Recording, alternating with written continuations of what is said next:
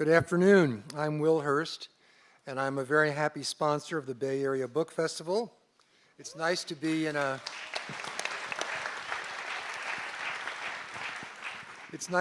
company of people who still read and write. The first thing I'd like to do is introduce our interviewer today. It's Orville Schell, who is currently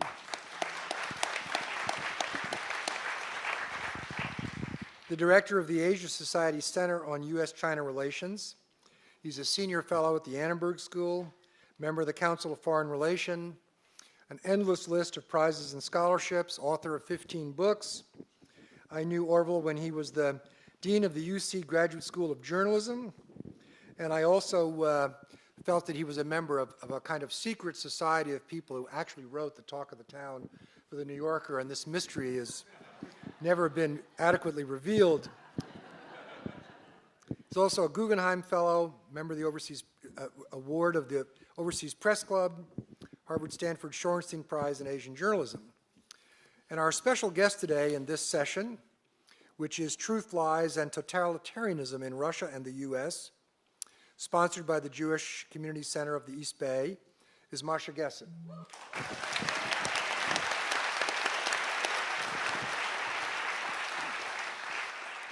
Masha is a Russian-American journalist, author herself of many books.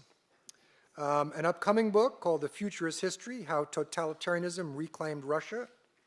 And of course, Words Will Break Cement, The Passion of Pussy Riot. She is herself a well-known activist and an outspoken critic of both Vladimir Putin and Donald Trump. In an extensive 2008 profile of Vladimir Putin for Vanity Fair, she reported that the young Putin had been an aspiring thug and that the backward evolution of Russia had begun within days after his inauguration. I'm also a fan of her writing, and I remember an interview she did with Samantha Bee, and one of the things that inspired me was that her feel for language and the role that language plays in oppression. And I won't create a spoiler, but in this interview she said, Donald Trump has an instinct for doing the kinds of violence to language that are familiar to me from speaking and writing in Russian. He has a particular nose for taking words and phrases that deal with power relationships and turning them into their opposite. You can find that anecdote, but I won't go any further because it has a very nice twist at the end. What else can I say? She is a founder of the Pink Triangle campaign and has written extensively on LGBT rights and is sometimes described as Russia's leading LGBT rights activist. She has also written for the New York Times, the New Yorker, the New York Review of Books, the Washington Post, Vanity Fair, New Statesman, New Republic, Harper's. Please welcome to our stage Orville Schell and Masha Gessen.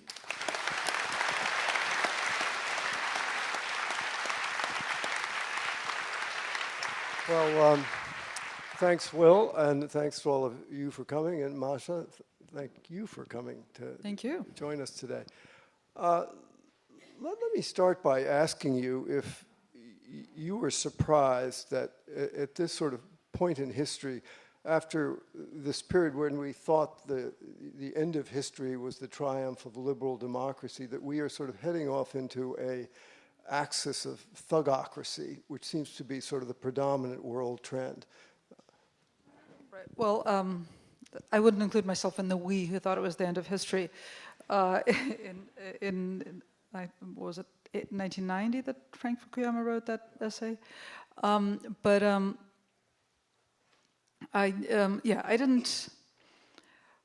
I didn't expect that the unraveling was going to be quite as fast and quite as profound as I think we have seen in the last few years. Or maybe more accurately, I think I've developed an understanding, and I actually recall when this happened to me 3 years ago when Russia invaded Ukraine and annexed Crimea. I realized that there were things that are not surprising, but are still shocking. So I think that's the state that I've been in for the last couple of years. It's sort of a state of not being surprised, but still being constantly shocked. So, if we look back at the period, and this book that Masha has written, A Future is History, it's not out yet, but it will be this fall. I mean, it's an amazing sort of tour of Russia since, the Stalin period, sort of a mixture of really interesting history profiles of people and some of her own experiences. No. There's no first person there. None of my own experiences. No, but you are present. I feel you in this thing is what I mean. Okay. This is not there's a lot of dialogue of other people, but your sentiment is sort of very powerfully present throughout. I won't argue with that, yes. Yeah. I think there was this period during the Gorbachev era in Russia, and certainly when Deng Xiaoping came to power in China, when we had this sense that, that things were turning.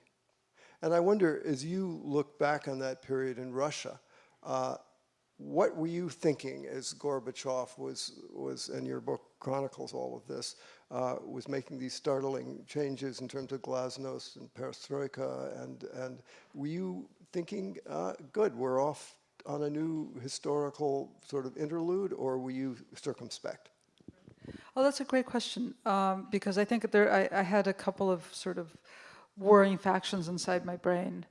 I came here came to this country when I was 14 in 1981 with my parents, and my parents' position was very much that since they were convinced that the Soviet Union was going to last forever, they were willing to sort of step off the precipice and try something else because they weren't willing to live out their lives in the Soviet Union. And then really just a few years after we got here, things began to change.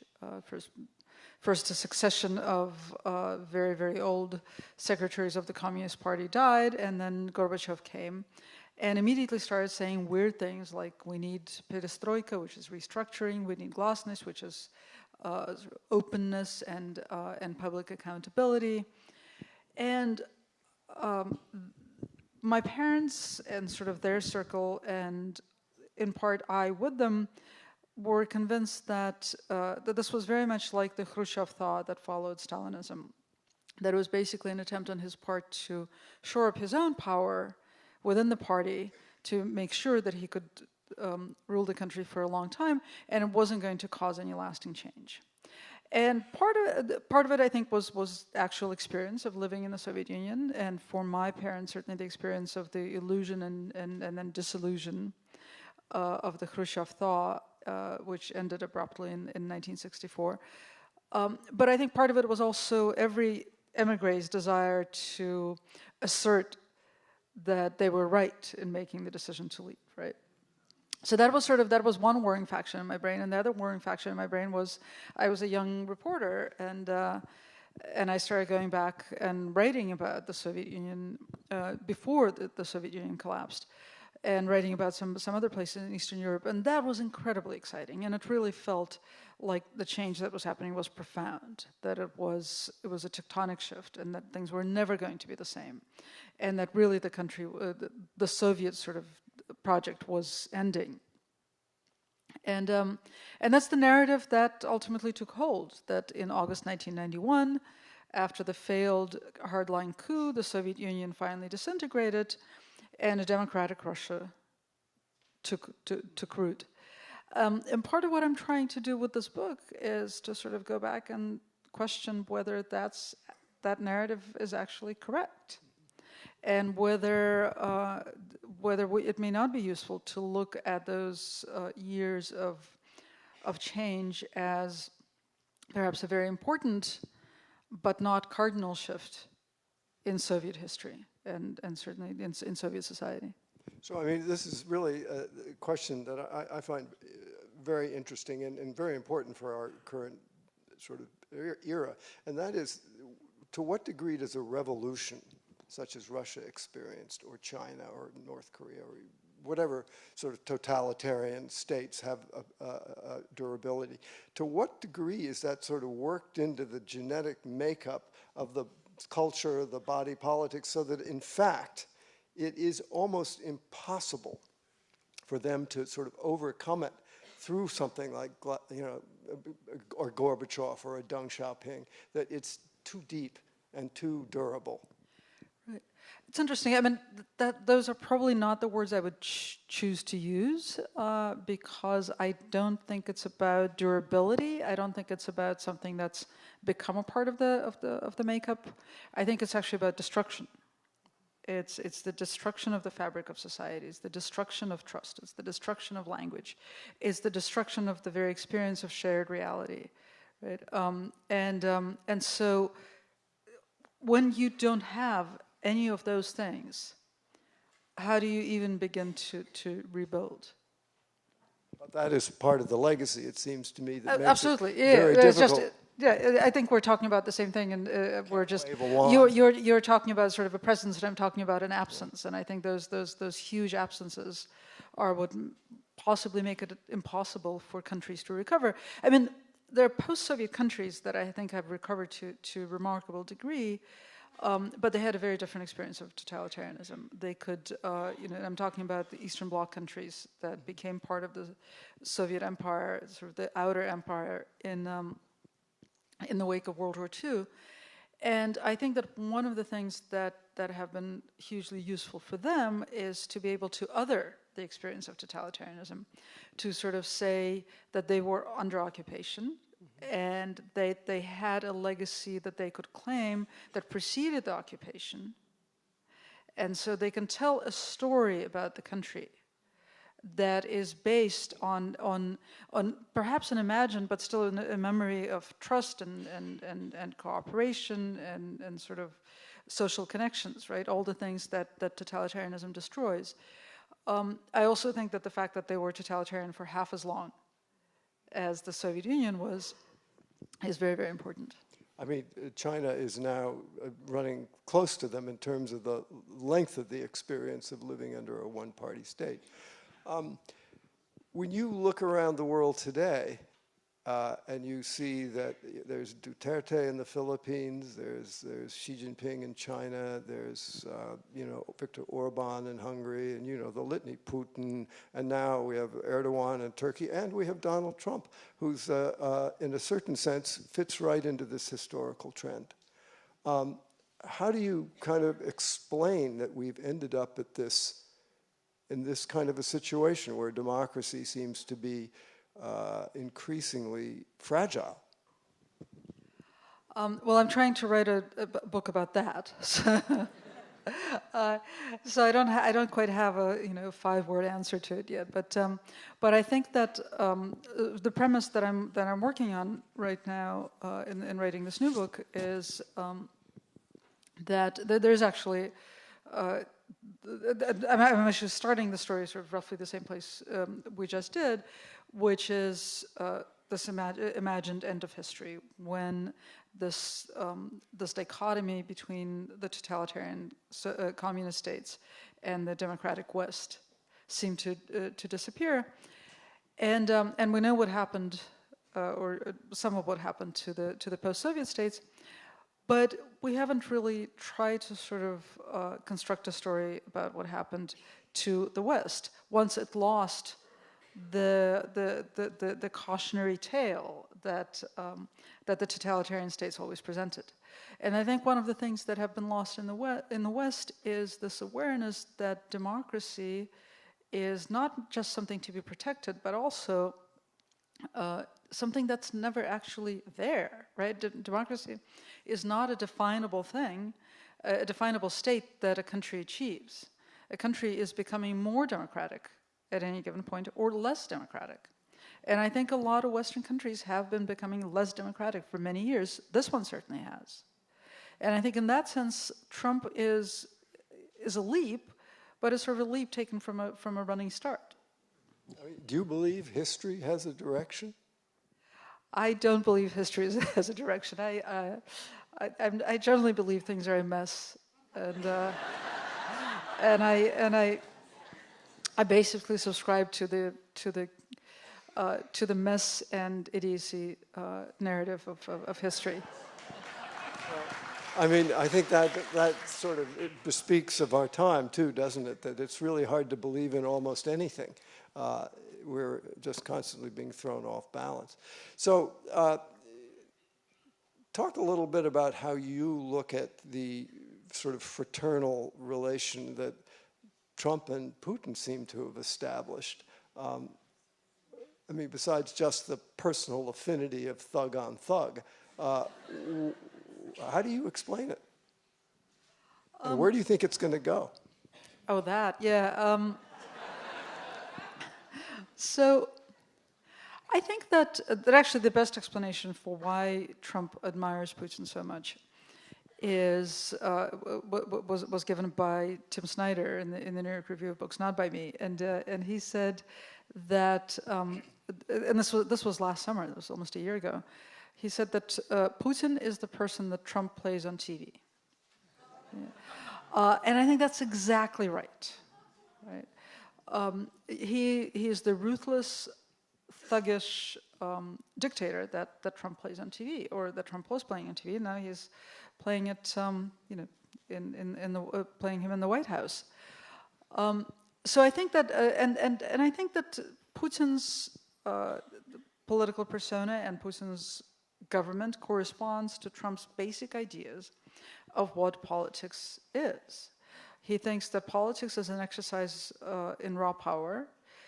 When he talks about Putin, and it's not just Putin, I think he's talked about the North Korean and Chinese leaders in very much the same way. Even Duterte. And Duterte, yeah, absolutely. He talks about control. And Xi Jinping he loves, after having reviled him. Exactly.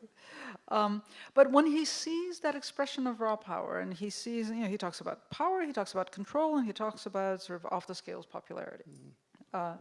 And he really does not and couldn't possibly have an understanding of where those things come from, and that you don't have 86% popularity ratings in a situation where there are free media and political competition, right? I mean, that's sort of a degree of autocracy that you measure when you come up with an 86% anything, right? So it's like a people's republic. It's a dead giveaway. Exactly. So I think that his admiration for Putin has a simple and sincere origin, which is that that's what he wants to be. He wants to have raw power. He wants to have control over the population, and he wants to be supremely popular. Mm-hmm. Right? So now, where is this relationship going? And this way, the way you pose the question, we can actually neatly skip over everything else and just go directly from admiration to where this relationship is going. I mean, I'm on record as predicting that would be the shortest honeymoon in history, which I think turned out to be correct. I think it lasted seconds. And yet it seems the flirtation is not entirely abandoned. I mean, you have Kislyak in the White House, almost as if he's the matchmaker trying to relight the fire. That sort of thing never works, right? I mean, once it's over. I really don't, Masha, I have to say. I don't know what works anymore. You're right. You're right. We don't know, but I think I was just in Moscow actually listening to Russian television, which I always try to do when I'm in a hotel room, and there's real aggrievement coming across the airwaves. There's real sense of betrayal. Like, we thought that he was going to be good to us. We thought he was going to get rid of the sanctions, and none of this has happened. So there's, I think that kind of sentiment is only going to build. I mean, it's not like there's a lot of popular sentiment in Russia. Mostly it's handed down by the Kremlin. But I think the Kremlin has been disappointed in the way that this relationship has gone. I mean, do you think that Putin and the Kremlin have done a pretty good job at sort of bollocksing things up for us and elsewhere? Do you think their soft power, their propaganda efforts, has it surprised you with its effectiveness or not? It's a difficult question because it's impossible to measure, right? So your question sort of assumes that we know that their propaganda has been effective. No, but that they, I would have thought on the face of it, they wouldn't have really a leg to stand on in whether it's RT or invading the American body politic and finding favor. And yet they seem to have surprised the world in being more of a compelling sort of example of their cause than one might have thought. Right. Yeah, I mean, again, I'm not quite comfortable confirming that because I don't know that we know that that's really what's going on, right? I mean, there's this theory that that the Russian meddling in the election took the form of influencing American public opinion through RT, and that theory seems to me to be full of holes, right? I think that certainly American public opinion was hugely influenced by the New York Times and other major media outlets picking up on the products of Russian hacking. But that's not exactly the same thing as You think RT is just a waste of money? I think it's likely RT is just a waste of money. Yeah. I mean, from any sort of measure that we can tell. But on the other hand, there's and I think this is maybe what you're getting at, and I think that's it's very insightful to talk about sort of the undercurrent of a worldview that Trump and Putin and an increasing number of these sort of blunt populists share. And it's the worldview that the world is rotten, that things are really very simple and plain to understand, that everything is for sale, that everybody is corrupt, that everything is transactional. To me, there's been a huge shift in public discourse in the West in the last few years in that direction. Because it used to be we would watch. Or those of us who like to watch that sort of thing or do it for work, would watch Russian officials, Russian businessmen, Russian journalists or so-called Russian journalists, talk to their Western counterparts, whether in Russia or here, and there would always come a point in the conversation when one of them would say, "Oh, come on, just stop pretending. We know this is how the world works. We know that everything is for sale. Why do you pretend that that's not so? Why do you pretend that your elections are more transparent and fair than our elections? Why do you pretend that your newspapers don't do the bidding of their owners and their biggest advertisers?" We're all the same, basically. We're all the same. And so that, 3 or 4 years ago, that still sounded bizarre. And you kind of had to say to them, no, you've got this wrong. Right? That's not how the world works. That's what's changed, right? I mean, we see huge numbers of people in this country and in other Western democracies buying that narrative wholesale. It's interesting. I think whether it's in Russia or China or whatever authoritarian country one may be in, I often find that if you don't have a transactional motive, making money, dealing in power, you want something. If you are, for instance, some idealistic NGO type, they literally don't get you. They can only imagine you're up to something. And the paranoid sort of authoritarian personality imputes to you motives which you probably don't have, just because in their world they can't imagine anybody that isn't in that sort of transactional world, which I think maybe underlies some of the fundamental distrust of civil society and authoritarian countries. No, that's exactly right. And when Putin, for example, was faced with mass protests in 2011, 2012, I think he sincerely couldn't make sense of them. Yeah. And his theory of them was that they were paid by the U.S. The protesters were paid by the U.S. State Department and by Hillary Clinton personally, which is because he actually believes that. That's one of the reasons he hates Hillary so much. Yeah. Right?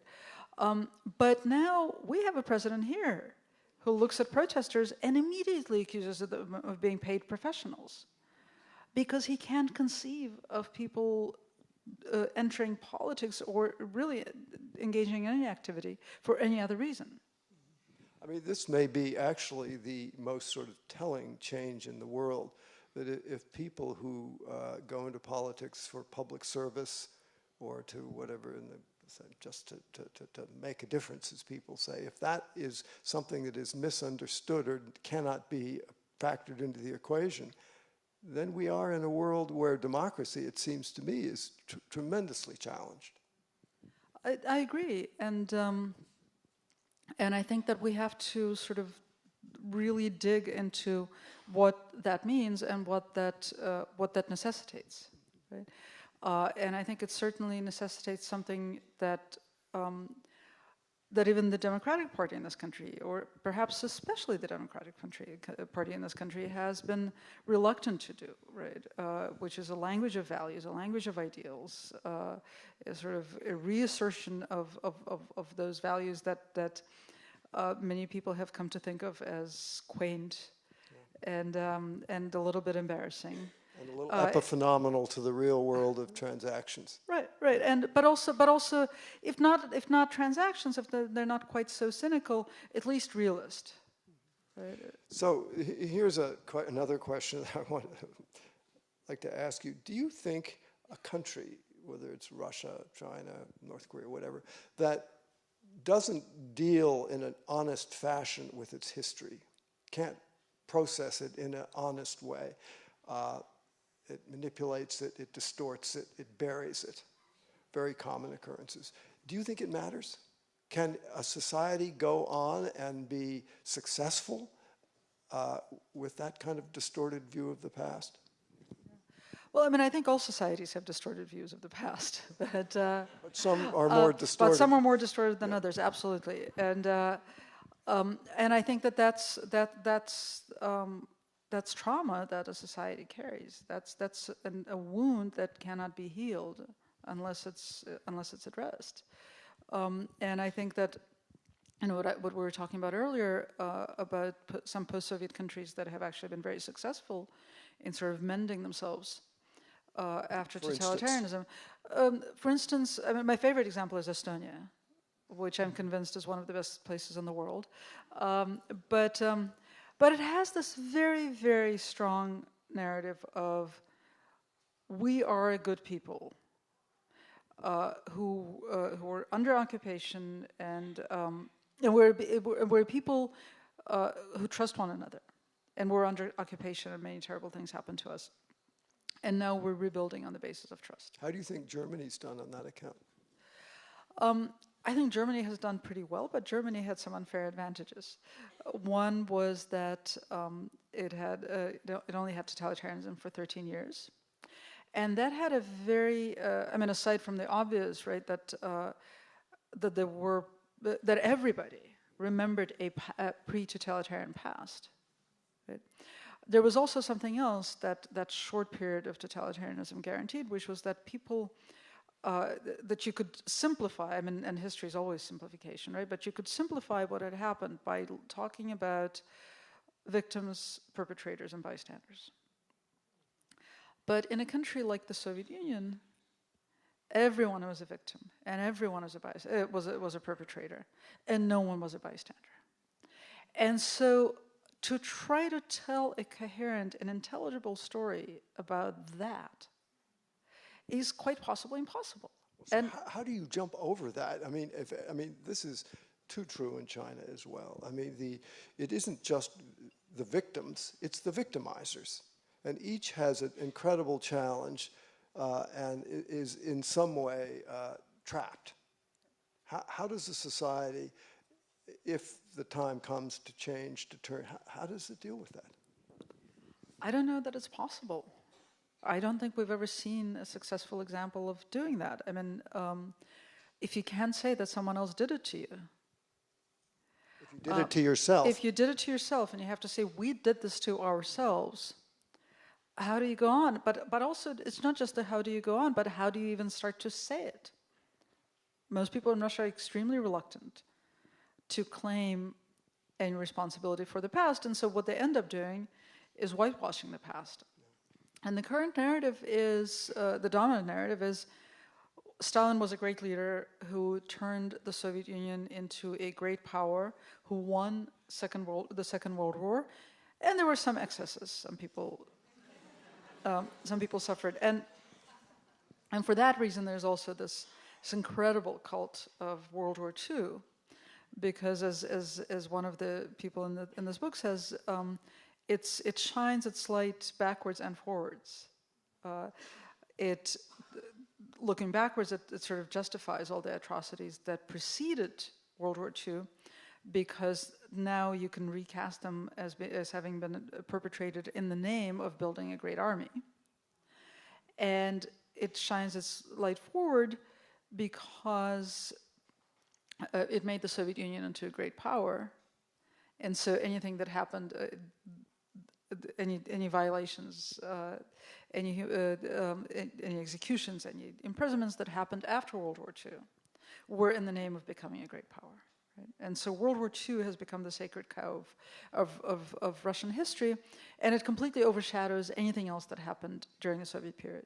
Yeah, and people like Memorial who seek to dig up the Gulag, Stalin, are erased. Well, they've been deemed foreign agents. I mean, they're perceived as a hostile inner force.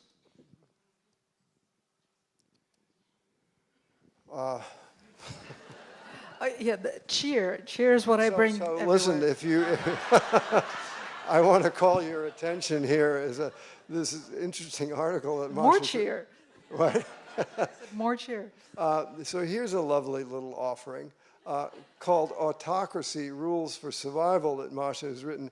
I recommend it to you, although I'm not saying exactly the most elevating article. Tell us what you were trying to do here. So there's actually a journalistic anecdote that goes with this piece, which is that on election night, I was on standby for the New York Times to write. They were going to do reactions from around the world to the election of Hillary Clinton, and I live in New York, but I was supposed to write about the Russian reaction, and so. So I'm sitting there looking at the returns, and I finally and I started around 1 o'clock in the morning. I started getting panicked messages from friends, email messages that basically said, "What do we do now?" Like somebody who has had to emigrate not once but twice, am an expert in what you do now. Like, how do you effectively fight this thing aside from running away? And by about 1:30, I wrote a note to the editor on duty. And the thing is that the New York Times actually didn't have a plan B. Right? So I think like most of the people had gone home after putting together the Hillary package. And there was somebody fairly junior who was on duty at the paper at 1:30 in the morning, and I wrote saying, I don't think I should be writing about the Russian reaction. I think I should be writing on surviving autocracy, lessons on surviving autocracy. And he wrote back saying, well, maybe we should wait for the final results. That looks pretty final to me, but if you like, I can make it provisional. And he wrote back saying, nah. And so I wrote this piece and I sent it to the New York Review of Books, where it promptly crashed the website several times over. It also killed my smartwatch because there were so many notifications that my smartwatch actually overheated and died. But this is highly gratifying for it was for highly a writer. gratifying even if the topic's dark. Now, I mean, you basically, what you're saying here, and this is, she's writing this before Trump really got rolling. She says, however well-intentioned this talk assumes that Trump is prepared to find common ground. This is people that say, give him a chance, and, he's our president. And this talk assumes that Trump is prepared to find common ground with his many opponents, respect the institutions of government, and repudiate almost everything that he has stood for during the campaign. In short, it is treating him as normal, as a normal politician. There has until now been little evidence that he can be one. That was very prescient of you, I have to say. Well, I would say it was realistic. I've actually spent a lot of time thinking about the problem of imagination, right? Because I think that imagination is something that works. I mean, I've thought about it a lot in my Russia work, both sort of the problem of rebuilding when you can't imagine a future is huge. You also, the problem of memory, because you can't imagine the past. But I think also sometimes people can't imagine the present, because what's happening in the present is so awful that it defies the imagination. And so we reach for things that have happened in the past, and we basically substitute our own inability to imagine something for a kind of knowledge.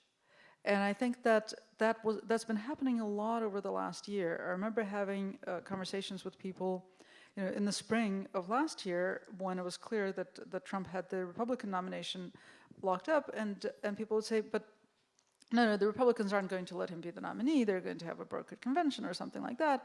And I said, well, why? And my friends would say, well, I just can't imagine him becoming the nominee. And I think that the same thing was happening right after the election, right?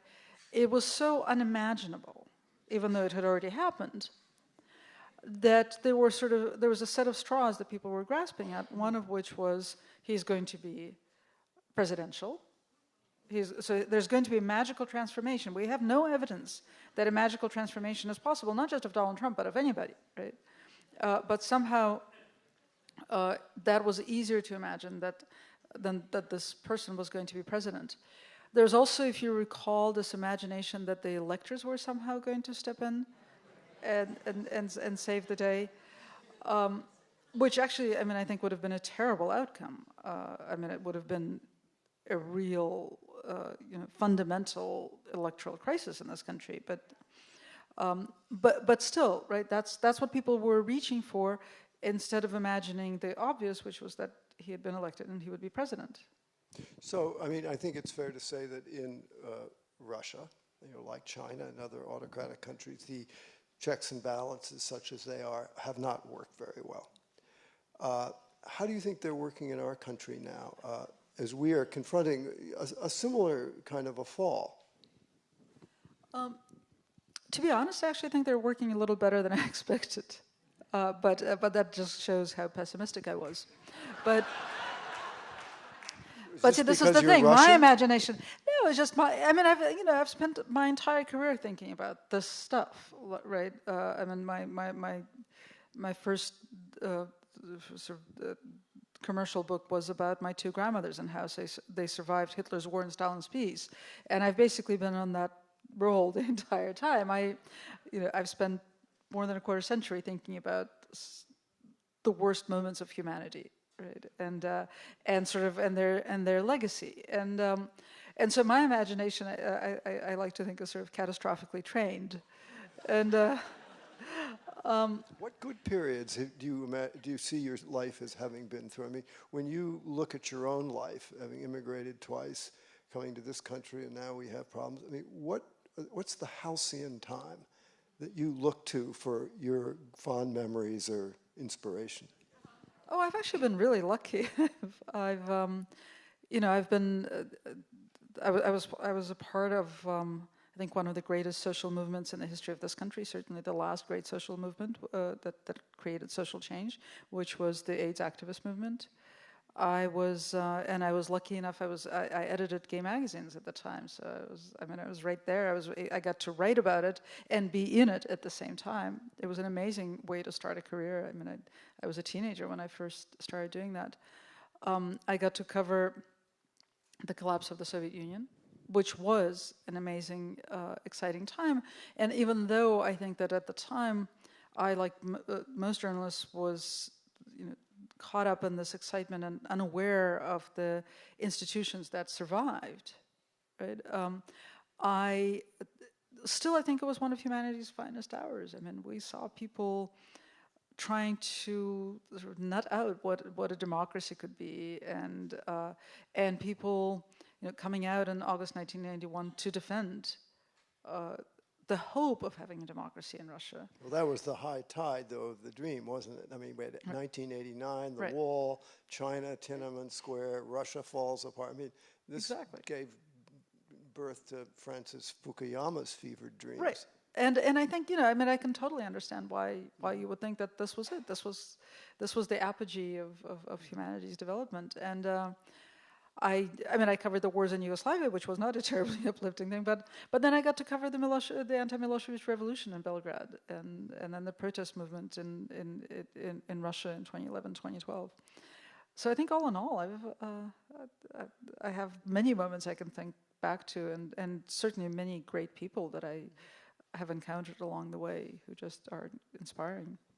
And so when you look back at Russia now, what kind of sentiments arise? I mean, how do you feel about your country of your birth? Hopeless. I think it's scorched earth. It's just layers and layers of tragedy and awfulness. Yeah. And do you see I mean, one of the things in China they're always talking about is a rejuvenation. I mean, this is a very dynastic notion. Do you hear any talk in Russia, I mean, besides sort of in the Putin language of rejuvenation? And do you think there's any hope of, what possible scenario by which could Russia be reborn? Honestly, I don't see a scenario for Russia itself. I think that it's possible that some of I mean, first of all, I think that when there's regime change, and eventually it will happen, I don't think that the Russian Federation, which is basically still sort of a rump empire, I don't think it can stay in its current borders. So I think it's going to be broken up. I think there's a chance that some of the breakaway parts of this empire will be able to invent a story for themselves that will take them forward. I mean, this is really grasping at straws, but I think there's a slight chance of that. Other than that, sort of whatever remains of Russia, I think has been too profoundly destroyed. That said, obviously, I still have a lot of friends in Russia, and I think that what has happened for them in the last few years is that they have sort of gone from trying to work and envision a big future, public future. They've really all gone into doing small work, right? So this is like sort of that period in the 19th century in Russia where people went back to the countryside and to small deeds. Almost, yeah. This is the theory of small deeds, and it's but they haven't gone back to the countryside. But what they have done is somebody has started a small private orphanage for the kind of kids who are warehoused in Russia. So kids with major special needs, who most of them were nonverbal when they got to this place, and someone else has started a different kind of charity, and someone runs a very sort of small scale education project for grown-ups to try to make up for lacunae in their understanding of the humanities, and it's really the idea of changing people's lives, changing the world one life at a time, and it's also very inspiring, and their successes on that small scale are amazing.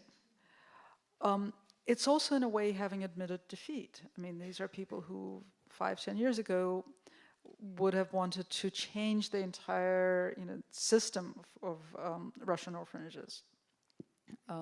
And foster homes and adoptions and the whole thing, right?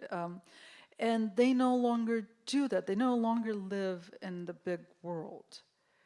They carve out a small space in which they're still able to make a difference. Let me just see, before we maybe go to questions from you all, let me ask you one final question. Do you think the world is going to really miss the American example as being some sort of a hopeful inspiration if we continue to sort of evolve on the path we're on presently? I mean, do you think that sort of the idea of American democracy, even the somewhat hackneyed idea of the city on the hill has been extinguished and will matter to people around the world? I guess it depends on what we do, right?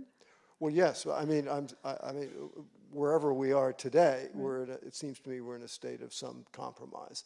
And if you extend that line out, I wonder what the effect will be in a country like Russia, on China, the other big players who have very different political systems and values. Right. Well, again, I think that right now, what this country has done, it's affirmed the worldview that rules Russia and that I think rules China. You know, that view of the world is basically rotten, right? And that's, you know, that's a fascist worldview. And if we don't succeed in beating that back in this country, if we don't succeed not just in unseating Donald Trump, but as a society returning to this really, you know, amazing set of abstract ideals on which this country was founded, then, yeah, in sort of in terms of the story, that worldview will have won out. I mean, when you look around the world, you know, Portugal had Salazar, we had Franco in Spain, Hitler in Germany, Stalin, and on, Mao in China, Mussolini in Italy. We are really, with the exception possibly of Britain, the only society that's dodged the bullet of authoritarianism and even fascism. Do you think there is a sufficient sort of reservoir of resistance in this country to continue to avoid that fall? So that's the question again. See what kind of history I subscribe to: history as a narrative or history as mess. Well, just the simple virtues of America, whether it has the innate inner strength to overcome such challenges. Right. So that's the question of American exceptionalism. You know, is there something about this country that protects it inherently from that kind of threat? And I don't think any country is protected inherently from that kind of threat, right? And if that protection is not active, if this country is not actually developing in the direction of becoming more democratic, it is susceptible, you know, to that blunt force. And I think, you know, that's my catastrophic imagination. That's my belief that when that thing appears on the horizon, it's going to win. That's why some of the things I've said you've called prescient, but I just I think that force is actually irresistible. That force that oversimplifies, that promises to put all your fears to rest by returning to an imaginary past. That's really difficult to beat back, especially in times of high societal anxiety, which is what we've been living through for the last several years. Let's have some questions, thoughts from you all. I gather there are microphones roaming around. Let's start right here. Is there a mic close at hand? And then we'll go to you, sir. Yeah, right here. And please introduce yourself. Keep your questions brief so we can get as many in as possible. Hi. I'll come on the other side. Hi, my name is Heather. Two things. The first is that you mentioned when you were a young reporter, you went around Russia, I think, and you saw examples of things that had improved a lot. I'd be curious to know some of those examples. And secondly, I'm wondering what are the things that Russians, the average man on the street, points to about Putin that they love, besides big world stuff like day-to-day things that he made better for them? Right. So I'm not sure what you're referring to when you ask about things that got better for Russian, but let's just stick to one question per person. So I'll just answer the second question. So the average Russian, and it's actually a great question because it gets to something very important. So your average Russian will say that that he or she likes Putin because he's made the country great again. And they do not, in fact, point to things that have improved in their daily lives. And that is very, very important. It's a little bit like people who support Trump. Absolutely. And it's and I write about that quite a bit in this book that's coming out in October, because it in the Soviet post-Soviet model, it harkens back to Soviet doublethink, right? which worked in a very particular way by basically dividing people's minds into sort of a public consciousness and a private consciousness. And you could have completely contradictory sets of beliefs for your public self and your private self. I'm not saying that the public self is a lying self. I'm just saying, that's your self, but your self is fragmented, and then the public fragment is identifies with the state and draws a lot of strength from this identification from the state. It is truly gratifying to identify with a great country. And your private self, at the very same time, is convinced that the government is out to cheat you, that you're always jilted, that you always don't get enough. There's an amazing survey that I cite there that when Russians were asked about whether they thought they made more money or less money than other people who do the same job, 2/3 said that they make less money than other people who do the same job, which is statistically impossible, right? But it goes to a very deeply held belief that you're always being, you've been defrauded in some major way. And so you can have those two beliefs at the same time, and people still do. Putin is somebody that they identify with their public selves, and it's great, and it gives them strength to identify with him. And it doesn't mean that they think that the government has been good to them, or that their lives are good. I think that's a really interesting way to divide it, and I think we're seeing that more and more in countries, including our own, around the world, that the sort of bifurcation of identity with the strength and the power of the country and not particularly liking the government or feeling it's very just or equitable. Okay, sir. Thank you. After Nixon resigned, we had a period of reform. And so how can we bring about a glasnost and open criticism of our country today that's constructive and fair, and then reform, perestroika, without getting into the, false equivalencies and the world's rotten? And as George Orwell said in his essays about English exceptionalism, half a loaf of bread is still half a loaf of bread. And as Frank Zappa said, be careful about tearing down the stage too much, because behind it is nothing but brick wall and like a prison cell. And as long as it's a stage, we can still use it. And so how do we criticize the country, address its problems, and get the reform that we need to move forward, and also get him to resign like Nixon? So Are you talking about our country or Russia? This country. Yeah. This country. No, it's a great question. I mean, I think that we have to be really sort of conscientious and intentional at all times. Intentional in the way we use language, intentional in preserving the things that actually form our shared reality that we want to protect, right? And so the kind of talking about this country as rotten and its institutions as fundamentally flawed is probably not a terribly useful thing in terms of criticism. Talking about specific institutions that need to be fundamentally reformed is a useful thing. And using those words, using specific words and acting meaningfully with others to bring about that change is what keeps us, I think, from destroying the thing that we want to protect. Next year. This is about the relationship between totalitarianism and religion. Trump has this very sort of weird and somehow paradoxical relationship with the religious right. Can you draw any parallels in his way of dealing with that, and how Putin has co-opted religion in the Russia? I actually no, and I'll explain why. I mean, in Russia, the Russian Orthodox Church has always served at the pleasure of the state.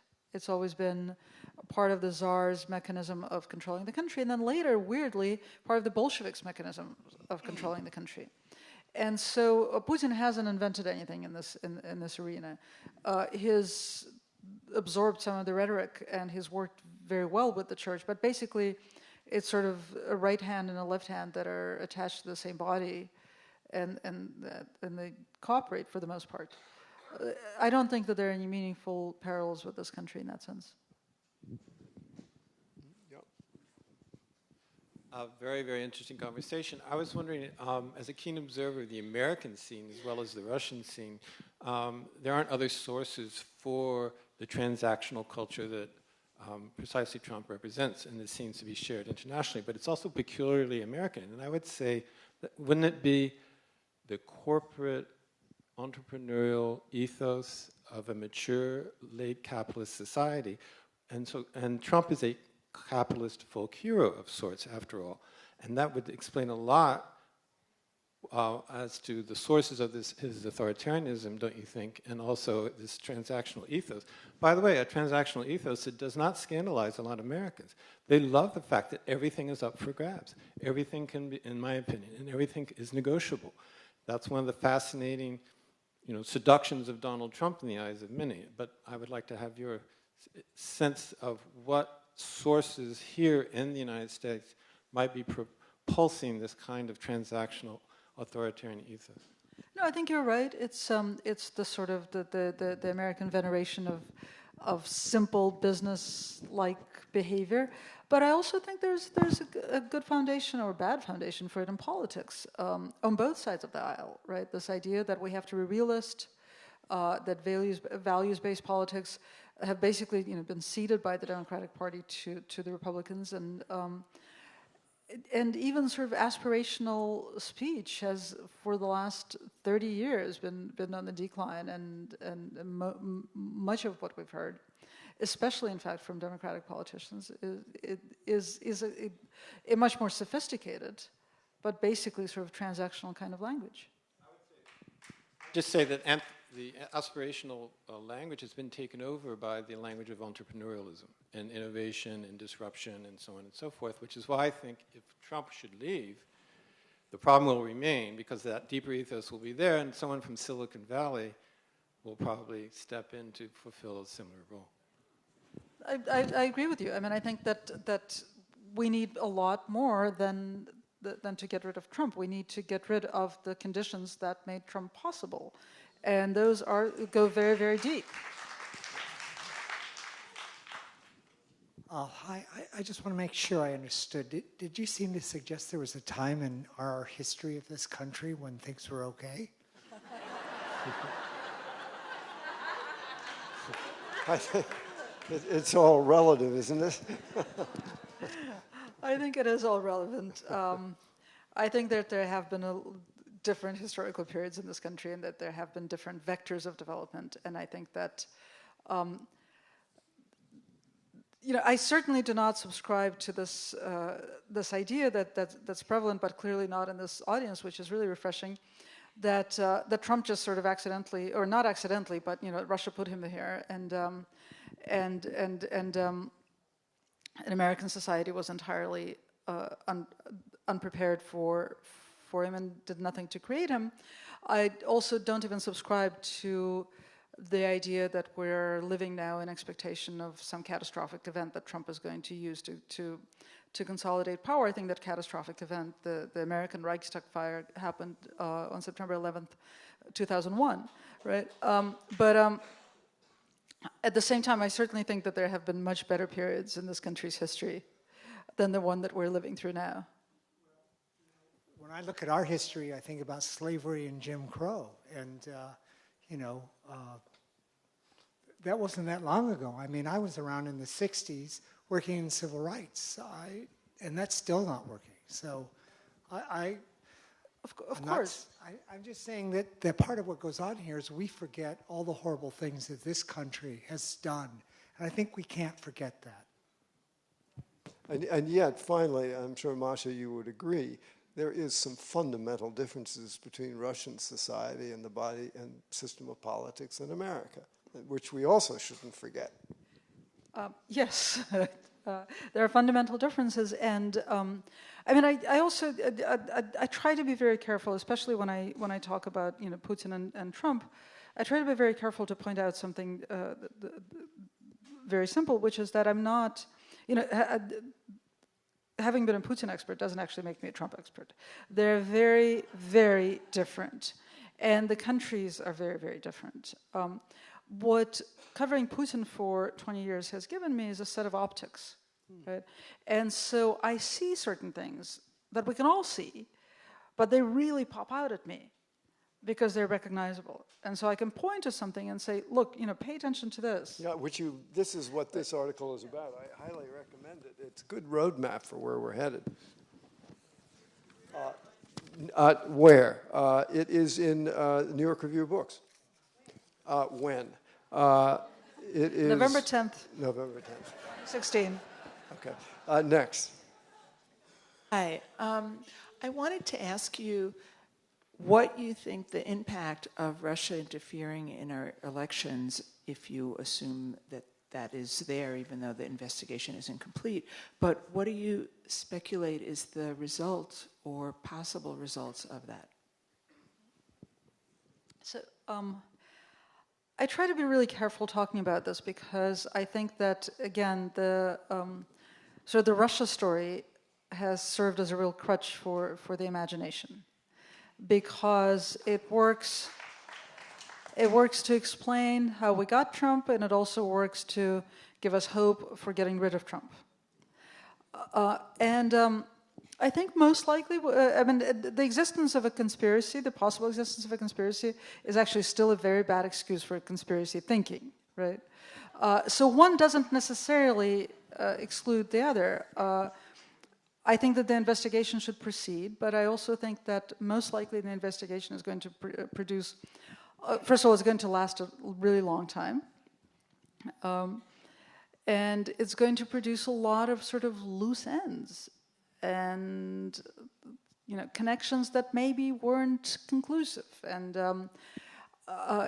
ultimately, the dream that everybody has is that it's going to tell us that Donald Trump had an actual arrangement with Russia to help him win the election, and that he followed through on whatever arrangement they made. Well, that would be really out of character for Donald Trump to hold a thought consistently in his head for months and follow through on any promises that he made. Thank you. So I think it's not going to be the magic bullet, and it's not going to be the magic explanation. Which doesn't mean that nothing happened. We know that Russia has been trying to disrupt a number of elections in a number of Western countries for a number of years. There is certainly very good evidence that the hack of the Democratic National Committee, or the two hacks of the Democratic National Committee, were carried out by agents connected to different Russian intelligence services. And then it gets fuzzier, right? Then the theory that's advanced by the intelligence agencies in the joint report that was released in December is that then Russia used that information that they got from the hacks to influence American public opinion. Well, the institutions that actually picked up that information after WikiLeaks released it, and I'm convinced that Julian Assange doesn't have an arrangement with Moscow. Julian Assange has an arrangement with himself to draw attention to himself and to be destructive. And he, if you haven't seen yet the film Risk about Assange, it's very much worth seeing for that, to sort of get a front row seat to observe his motivation and his view of himself in the world. He is his own agent of destruction, and so. It makes perfect sense that he released the products of the hacks when he did, because he views himself as an agent of destruction.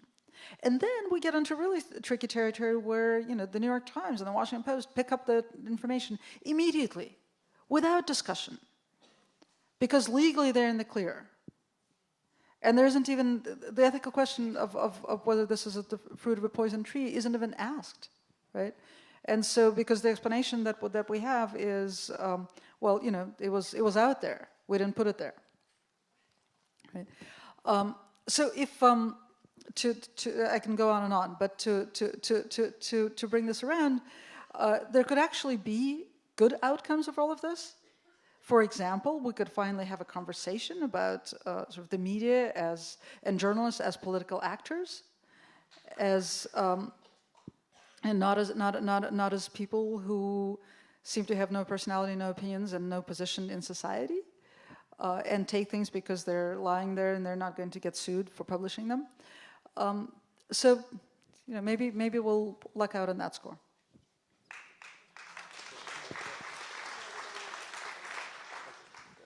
So I think we have time for one more question, Masha. So let's, okay. A few more. Okay. Sure. First of all, thank you for your time, Masha. I do have a universe of responses to a number of the things you said tonight, but I'll keep it short.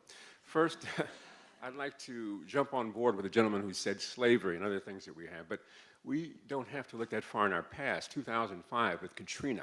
And the fact that racism today is systemic.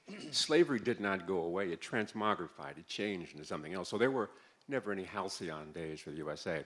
Second, you referred to totalitarian states. Do totalitarian states invade other countries? Or do democratic states invade other countries? Because Russia has not invaded a country under Vladimir Putin. China. Really? Yes, really. Georgia and Ukraine are not countries? First of all, I'm also a writer. I also have a book, and I also do pretty extensive research. First, let's cut to a question here. Okay. How do you question? Russia did not invade Georgia, nor did it invade Ukraine, and I can. Okay, let's have a comment on that.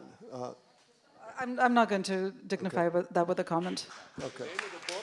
All right.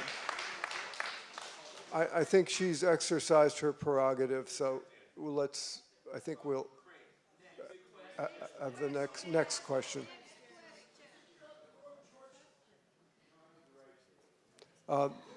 Next question, please. And I think this should be the last question, possibly. There's one phenomenon I don't understand, and I'm hoping you'll be able to enlighten me on it. Russian emigres left a totalitarian regime, come to the United States, go to Israel. In both countries, they vote for the most right-wing parties. Can you explain why? I'm just totally baffled. Not all of them. No, but one of the most mortifying moments after the election for me was looking at the New York City's electoral map and seeing that it was the Russian emigres who, the neighborhoods where Russian emigres live in New York City are the neighborhoods that went for Trump. And a couple of other neighborhoods as well, but all the neighborhoods with a high concentration of Russian emigres. I think the simple answer is you can take a person out of a totalitarian society, and you can't take a totalitarian society out of a person. I think also a more complicated answer, and I actually hope to be writing about this soon, specifically with respect to Israel, is that emigres are dislocated people who arrive traumatized and disconnected. And the assumption that you can, that the societies in which these people arrive absorb them into a political system that responds to their needs is faulty, right? They land alienated. And alienation is one of the biggest threats to democracy. Alienation is what leads people to vote for people like Donald Trump. Right? You may buy some of Masha's books. I believe in the lobby. She'll be out there to sign them. One on Putin, one on the Boston Marathon bombing, and the third one... Probably on the Pussy Riot. Yeah. So please rally outside and join me in thanking Masha Gessen. Thank you.